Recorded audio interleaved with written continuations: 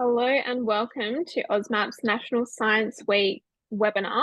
We're very pleased to have you guys come along, and this is just letting you know that we are recording today. I'll get you to pop to the next slide when you're ready, Neve. So firstly, I'd like to acknowledge that I'm streaming this meeting here from Gadigal land and Neve is streaming from Ghana land. I would also like to acknowledge the elders past and present and pay my respects to any Aboriginal people that may be watching today. Next slide when you're ready. Did it go?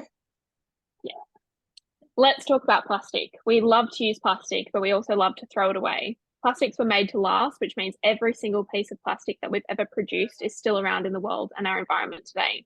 So unfortunately, our love for plastic means we often use it when we don't need to. For example, in these photos here, you can see some rather extreme examples of products that are wrapped in plastic. So obviously it's the peeled bananas in plastic and also the lemons, despite their existing coating, they are in fact covered in plastic as well. So it all comes down to consumer choices, and we want to make sure that where possible, we are avoiding plastic. Next slide when you're ready.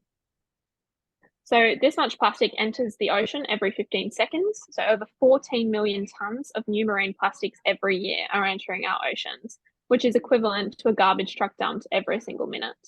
So with over 5.25 trillion pieces of plastics in our oceans, we're posed with quite an environmental issue.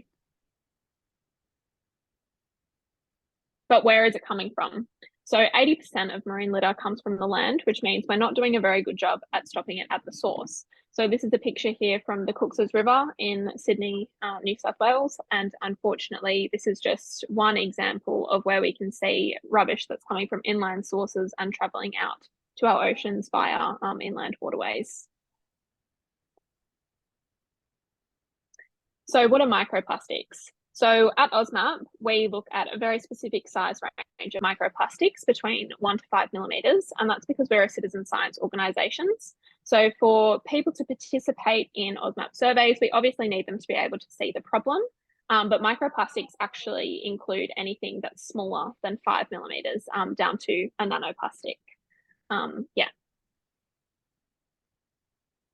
So where are microplastics coming from? There are lots of different types of microplastics. So most of our microplastics come from the breakup of larger plastic items like drink bottles, which happens due to their exposure to sun and salty water, and it weakens the bonds in the plastic. So these are called secondary microplastics, and yeah, they come from bigger pieces of plastic. But we also release other things every single day, which are primary microplastics. So things like nurdles, which are industrial pellets. These are considered primary microplastics because they're the building blocks of all of our larger plastic items, including our drink bottles, sunglasses, glasses frames, things like that. So there are lots of different types of microplastics, and it's important to remember that even when we wash our clothing, we're releasing microplastics. When we heat plastic in the microwave, we're releasing microplastics. And often those will be the microplastics that we can't actually see, but microplastics are being released in a range of ways every single day. So unfortunately, when these pieces of plastic enter the environment, they can impact our wildlife. So animals can become entangled in larger plastic pieces, or more likely they'll accidentally eat the microplastics. So this picture here shows the stomach contents of an albatross, the sea chick, who starved to death because all its parents were feeding it was plastic.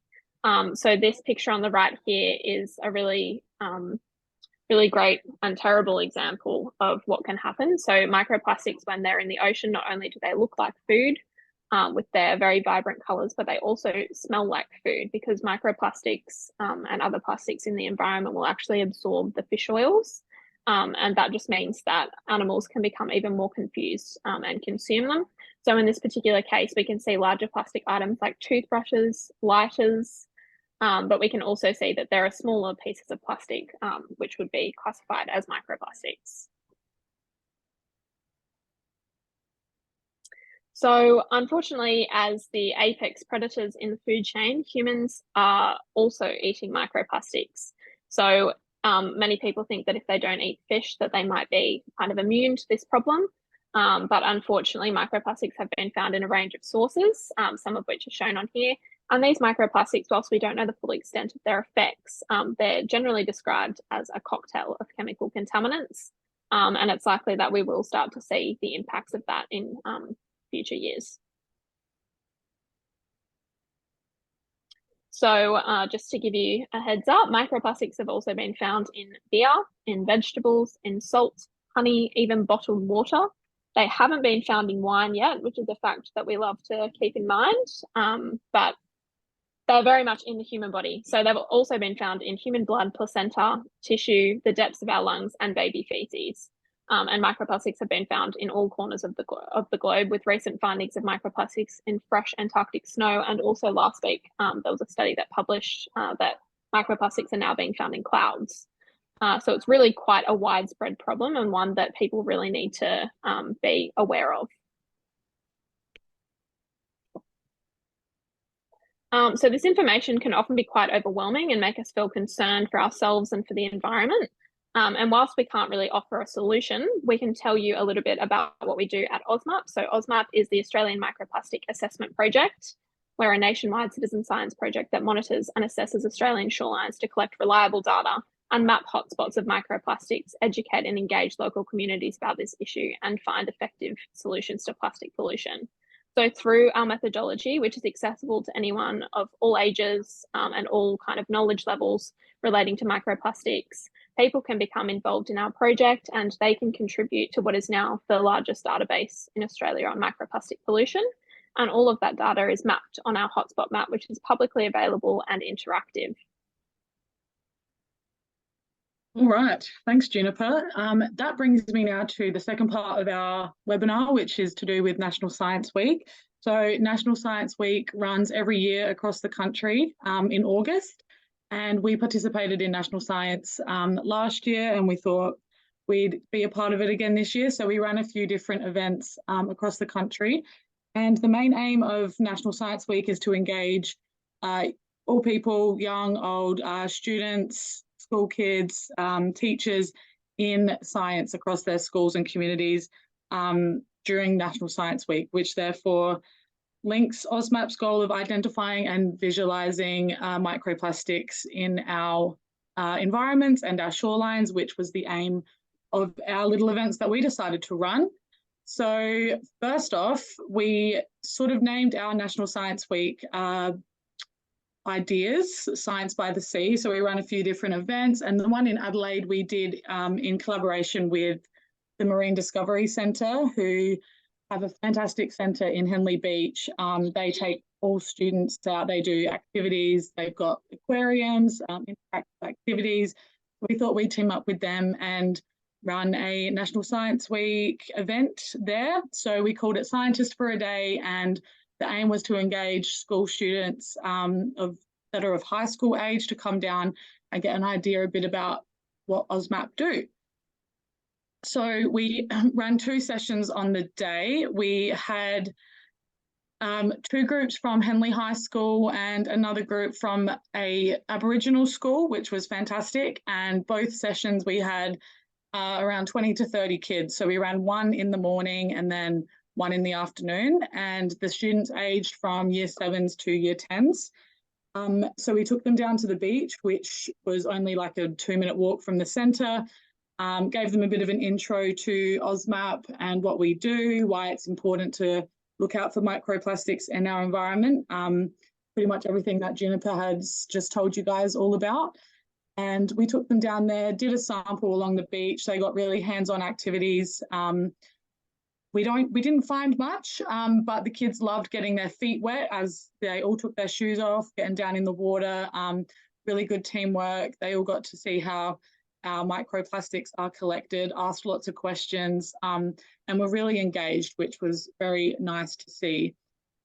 We also then went and did a macro debris cleanup, which is part of our AUSMAP method. We look for the micro, but we also look for the macro along the beach as well.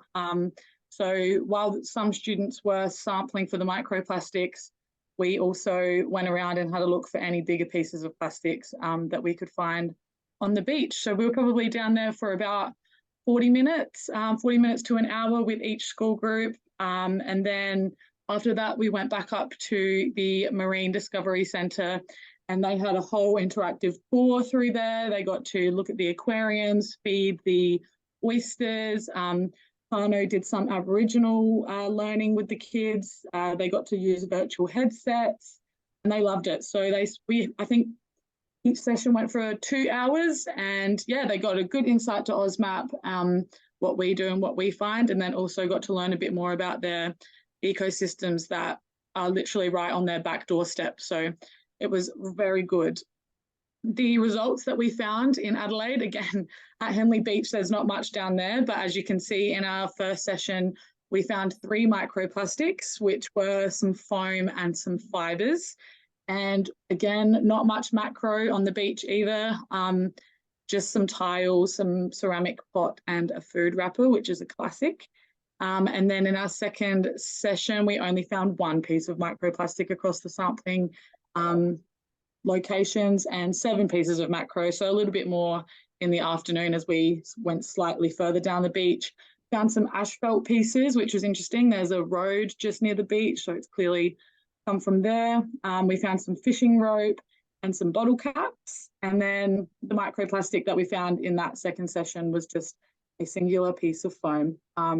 Again, it was a bigger piece, so it looks like it was round from memory, which indicates that it might have come from a beanbag, which is something that they do use down on Henley Beach. So made sense that we found that there. So these results pretty much highlighted that this section of Henley Beach is ranks as low on the AUSMAP grading scale for microplastics and is an area of least concern across the SA beachline, coastline, but somewhere that we like to sample and take kids out to have a bit of a look and see what AUSMAP's all about.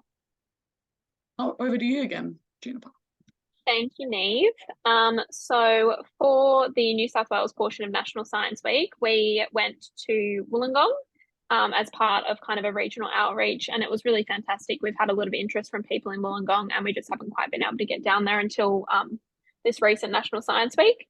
So these 2 events saw myself and our research director, Dr. Scott Wilson, travel to the South Coast, and we undertook 1 training event and 1 community engagement event. And these events were both carried out in collaboration with Wollongong City Council and Shell Harbour Council as part of our National Science Week grant. So we kicked off our visit with a training day at Kanahuka Sailing Club, where we trained and accredited 25 new AUSMAP samplers. We did have the luxury of having a lovely lakeside view, which you can see in the picture on the right there. And people travelled from as far north as Newcastle to as far south as Brawley to be trained with backgrounds in education, bush care and beach cleaning. So it was really nice. We had a really great mix of people, all of which were super engaged and have actually started sending us samples already, which was amazing. So we conducted a sample at Port Kembla Beach with this group, and we're pleased to receive a low result of 12.8 microplastics per metre square. So Port Kembla Beach is an open coastal beach, which means that we would typically expect to find lower loads, as there's not really kind of conducive conditions for the deposition of microplastics to kind of collect. So all of our new ambassadors passed their accreditation test with flying colours. And we're really looking forward to seeing some more samples from them. Most of them have actually started adopting sites around Lake Illawarra where this event took place, which is really exciting. So we should see more samples from there. So following the training day, I conducted a community sampling session with Dr. Trudy Costa from Wollongong City Council at Belmore Basin. So we had been to Belmore Basin previously, and this was a really good repeat sample for us to do. So many familiar faces from the training day came along to cement their knowledge, along with community members to form a sampling group of over 15 people.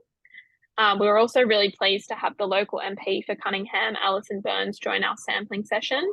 So her presence came off the back of the recent parliamentary inquiry into plastic pollution in Australia's oceans and waterways, in which both Michelle, our project director, and myself gave evidence to Alison and a broader panel. So this collaborative engagement between science, policy and education was a highlight of our National Science Week, and a really great thing for the community to see especially. And we're really looking forward to seeing the recommendations from that panel. So our survey recorded an average of 26.7 microplastics per metre square, which is low on the AUSMAP grading scale. However, we were really saddened to see that 70% of this was rubber crumb from a local softball playground, which is both a physical and chemical pollutant. And I'd just like to take this opportunity to encourage anyone who hasn't watched our rubber crumb webinar to hop onto our website and give that a look. So rubber crumb is something that we're doing lots of research into, and it's something that is placing our waterways and also people using those surfaces at risk. So all of these events have not only contributed to growing AUSMAP's community capacity and increasing people's awareness, but have also added invaluable data to our hotspot map, which you can see here. So with over 600 samples and more than 5 million microplastics removed from the environment, AUSMAP and our community are growing. And along with us, so is the largest single database on microplastics in Australia. So the National Science Week surveys will be uploaded to the map shortly, and people are more than welcome to have a look at those and also to have a look at sites around their local area to see how the microplastic loads are there. So as a citizen science-based organisation, compiling our data into this accessible and interactive medium is such a rewarding experience. Finally, we would like to say a big thanks to the Department of Industry, Science and Resources for awarding AUSMAP with the National Science Week grant. It provided us with the incredible opportunity to expand our regional reach and engage with new networks of people of all ages. And we would also like to say a very special thank you to the collaborative efforts of the Marine Discovery Centre in South Australia and Wollongong City Council for helping us to make this National Science Week a success. And we also invite anyone watching this to reach out if they have any questions, to have a look at our website, and if they want to get involved, we're always looking for volunteers and people that are engaged. Thank you.